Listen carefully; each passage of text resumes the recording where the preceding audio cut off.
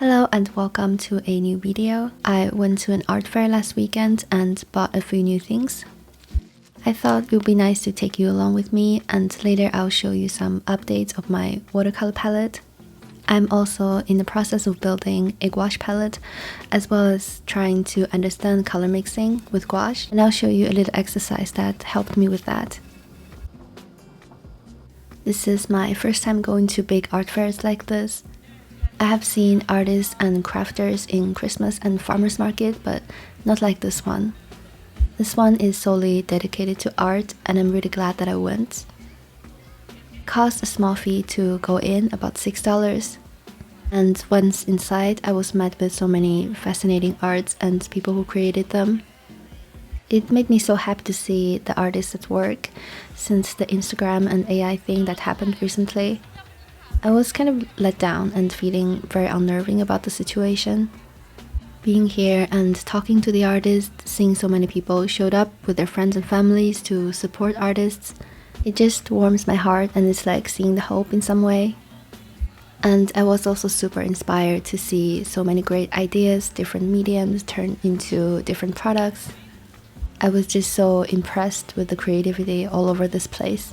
It was eye-opening.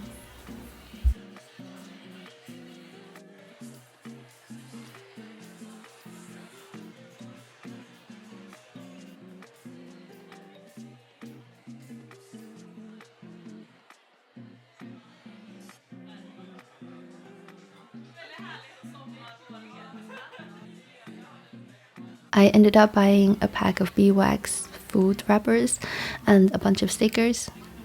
I was really thrilled to see that there are so many artists selling cute and funny stickers here.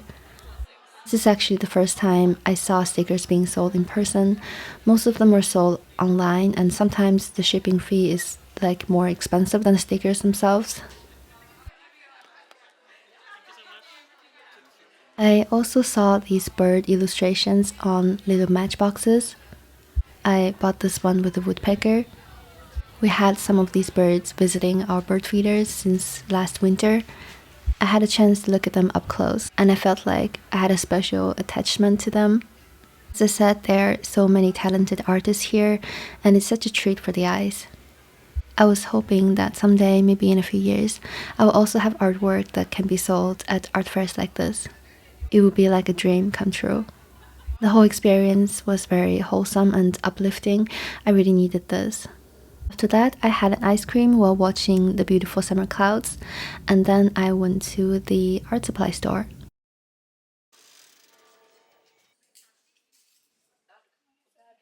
I bought some watercolor and gouache paints, a cheap oil painting brush, as well as glassine paper to put away my oil pastel paintings.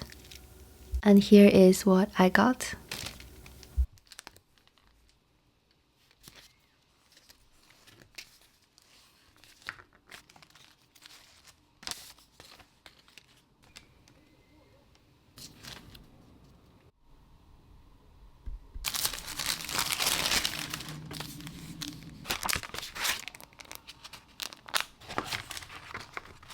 The next day, I wanted to do some swatching of my very messy watercolor palette. I made some changes and tried a few new brands, mostly Japanese watercolor paints that I bought from my trip. And I replaced Viridian with the Primatech color from Daniel Smith, Amazonite Genuine. They look quite similar, it's just Viridian is so hard to re-wet. I find it a bit frustrating sometimes. This one is Sap Green from Daniel Smith. It was on a discount shelf for dried up tube paints when I was visiting the art supply store back home. I bought it for less than $2, and then I melted it into a full pan and poured out some of it on my green mixing tray here. It's a very convenient color and I like it so far.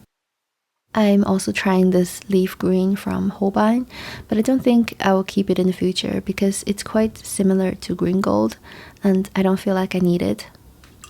This one is aqua green from Winsor Newton. This is a color that I want to use together with perylene green in the summer months. The next one is a Japanese raw sienna, which is surprisingly very greenish. I'll probably add this color to the palette in the fall and winter months. Moving on to the blues, these are two colors with pigment white in it, and they are very nice for sky and clouds. I'm also trying out indigo from Holbein because I think it was Dr. Alto Kano who mentioned that Japanese indigo is a very unique color. Next, we have two violet colors. I especially like this very bright and saturated one. It looks very similar to cobalt violet, but it's made with PP15. They are likely to be fugitive colors, so I'm not sure if I'll keep them forever, but for now they're really fun.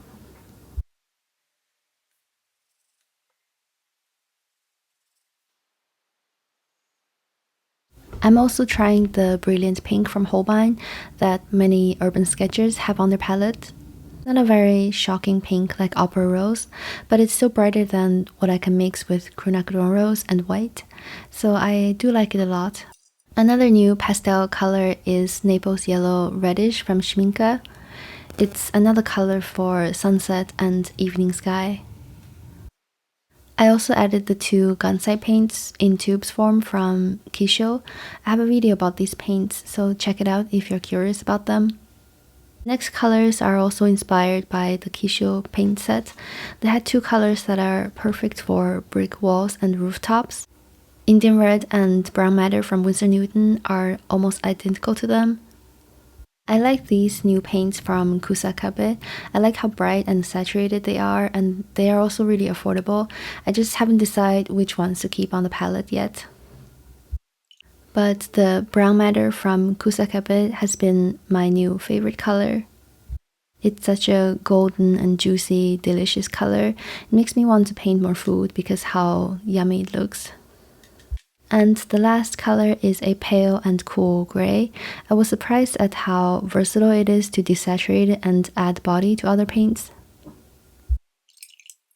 I'm also in the process of building my own gouache palette. So far, I only tried two brands, Winsor Newton and Holbein. I do like them both. I think Holbein doesn't dry out as quickly as the Winsor Newton, but it could be just specific colors. Now I'm filling some fresh paints for the colors that I almost used up. It's always so satisfying to do this. I made a swatch card for all the colors that I have right now. I'm not sure if this will last me very long. Since I only have the 5mm tubes from Holbein's basic set, some of them already felt a bit empty. I also mixed my own Naples yellow, cool gray, and pale ultramarine by adding a lot of white to other colors, and I might try other brands in the future like Sennelier and Turner. Gouache is still a very new medium to me. I'm still getting used to the drying shift. And this is what the palette looks like right now. The next day I wanted to do a quick exercise with gouache. Someone asked me how I use this tray for color mixing and what happens when it dries.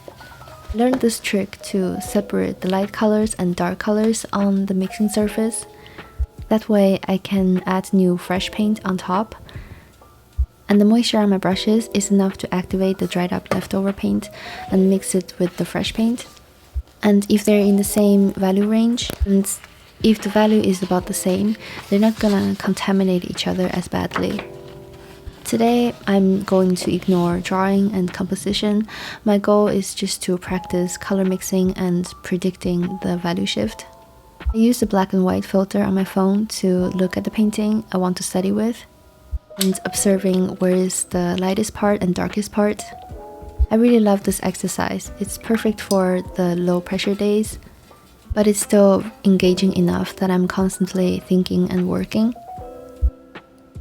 And every time I do this, I feel like I can understand more about gouache. It doesn't produce anything impressive to look at. It's more like a bonding process with your medium. I noticed that all the gouache colors can be lightened up by adding a lot of white to it, but getting darker is somewhat trickier, especially if I want to keep the saturation. I think I need more time and a few repeats of this exercise to come up with some ideas or conclusion. I'm not quite there yet, but I feel like I'm getting somewhere for sure. So what I'm doing here is really simple. I just look at one color in this painting and I will try my best to match its color and value. It's like getting a hand feel to learn how to mix colors intuitively. I also need to be very mindful of the placement of the fresh paint. Remember I said earlier I want to keep the light colors on top and dark colors on the bottom to make this palette look like a gradient almost. It forces me to make a judgment before I put down any new color. I was quite surprised by this trick. Just adding this thinking process has clarified so much things for me. It's like I made so many mistakes, but at least now I'm aware that they are mistakes.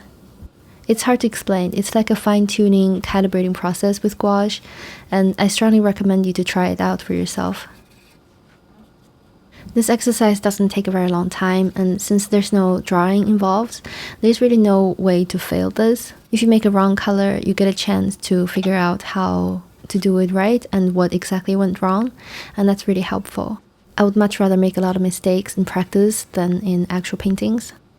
And if you use a very small brush like I did here, you're not gonna waste a lot of paint. Here I made a mistake. I placed that red color way too close to the lighter part of the palette.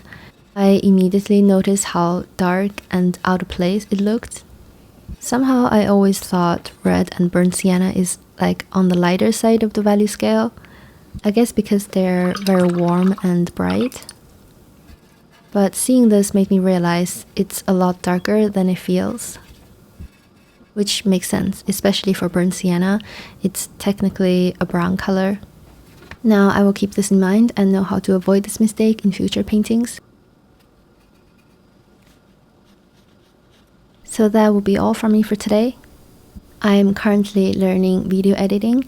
I want to improve the quality and better explain my process in the future.